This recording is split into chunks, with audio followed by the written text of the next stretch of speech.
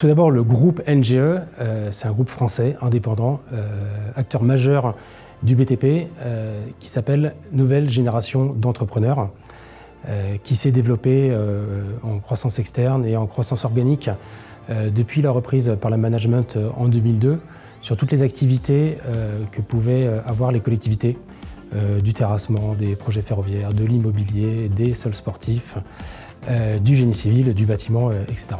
On a une société qui s'appelle NGE Énergie Solutions et qui porte toutes les activités courant fort, mobilité et environnementale pour le groupe, avec à l'intérieur une marque qui s'appelle NGE Connect et qui est en charge de tout ce qui est réseau et sûreté et solutions digitales, et notamment les sujets d'hypervision. On est intégrateur de solutions digitales, mais on est aussi éditeur de logiciels à travers un logiciel que l'on a créé nous-mêmes. Alors, l'IoT a une place prépondérante et c'est bien l'objet en fait de notre société. Il y a de plus en plus de digital dans les infrastructures, il y a de plus en plus de digital sur les chantiers, pour les besoins propres des chantiers, et il y a de plus en plus de digital que nos clients collectivités souhaitent adresser. Et donc c'est bien pour ça qu'en fait une filiale en fait dédiée aux solutions IoT en fait a été créée. Donc on a nos propres équipes qui vont tester les solutions. On a des pièces entières de capteurs qui sont de différentes solutions qui vont être testées pour être sûr d'avoir la bonne solution pour les besoins spécifiques de nos clients. On a pas mal d'innovations chez nous et le projet qu'on a présenté pour cette année au trophée de l'Hub IoT de Bearing Point, c'est une carte qu'on a appelée AirCard. En fait, la problématique vient du monde des ports de plaisance où les plaisanciers sont facturés en fait au forfait en fonction de la taille du bateau.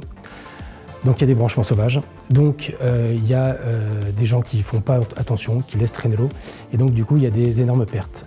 Il y a un manque en fait aussi de revenus pour la capitainerie qui n'arrive pas à facturer en fait les plaisanciers correctement, et il y a des problématiques aussi plutôt logistiques et opérationnelles d'aller faire des relevés de compteurs.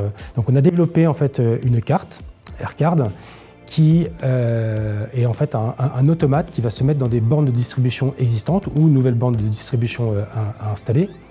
La particularité, c'est qu'elle va fonctionner en LoRa, c'est-à-dire réseau bas débit bidirectionnel pour pouvoir remonter les informations et aussi piloter en fait les bornes.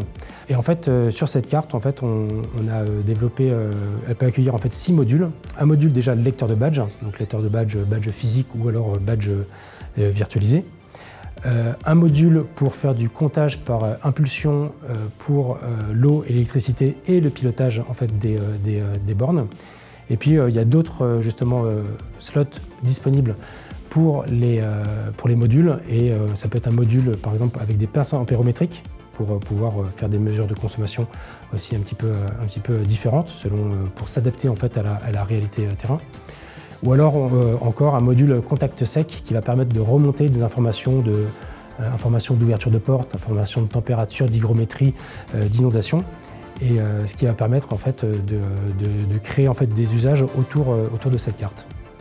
Donc cette carte après va remonter dans notre hyperviseur AirSmart, qui lui-même sera interconnecté en API avec la capitainerie et l'ERP en fait du port, et qui va permettre, selon le fonctionnement de la capitainerie, soit de facturer au réel de consommation une fois que le plaisancier se sera identifié, ou alors donner de l'eau et l'électricité en fonction du solde du compte de l'utilisateur.